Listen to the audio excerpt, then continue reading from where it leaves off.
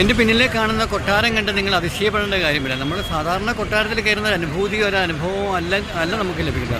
ഈ കൊട്ടാരത്തിന് ഒരു പ്രത്യേകതയുണ്ട്. നമ്മൾ സാധാരണ നമ്മുടെ നാട്ടിലേക്കുള്ള കൊട്ടാരങ്ങൾ ഏതൊക്കെയാണ്? നമ്മൾ ഫോർട്ട് കൊച്ചിയിൽ പോയ ഡച്ച് പാലസ് ഉണ്ട്, നമ്മുടെ തൃപ്പൂണിത്തുറയിൽ പോയാൽ അവിടെ പാലസ് ഉണ്ട്, പത്മനാഭസ്വാമി ക്ഷേത്രത്തിൻ്റെ അവിടെ പോയാൽ അവിടെ കൊട്ടാരമുണ്ട്. അപ്പം കൊട്ടാര സമുച്ചയങ്ങൾ നമ്മുടെ മലയാളികൾക്ക് ഒരു പുത്തിരിയായ അനുഭവമല്ല. ധാരാളം കൊട്ടാരങ്ങളുണ്ട്. പക്ഷേ മുംബൈയിൽ വന്നു കഴിഞ്ഞാൽ നമുക്കൊരു പ്രത്യേകമായിട്ടുള്ള കൊട്ടാരം നമുക്ക് കാണാനായിട്ട് സാധിക്കും. ആ കൊട്ടാരം ഒരു ചന്തയാണ്. ഒരു ചന്ത ഒരു കൊട്ടാരമാക്കുക, അല്ലെങ്കിൽ ഒരു കൊട്ടാരത്തെ ചന്തയാക്കി മാറ്റുക എന്ന് പറയുമ്പോഴേക്കും നമുക്ക് അത്ഭുതം തീർച്ചയായിട്ടും തോന്നാം, അല്ലേ? പക്ഷേ ഇത് വാസ്തവമാണ്.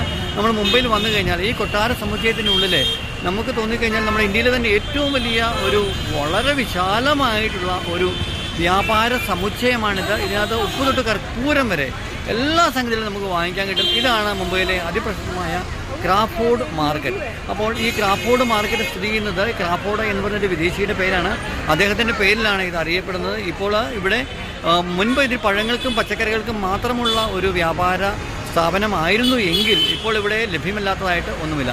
അപ്പോൾ ഈ കൊട്ടാര സമുച്ചയത്തിൻ്റെ വിശേഷങ്ങളും മറ്റ് കൂടുതൽ ഡീറ്റെയിൽസും അറിയാനായിട്ട് ട്രാവൽ വിസിൻ്റെ ചാനൽ നിങ്ങൾ ലൈക്ക് ചെയ്യുക, ഷെയർ ചെയ്യുക, സബ്സ്ക്രൈബ് ചെയ്യുക, വീഡിയോ കാണാനായിട്ട് ശ്രമിക്കുക. നന്ദി, താങ്ക് യു.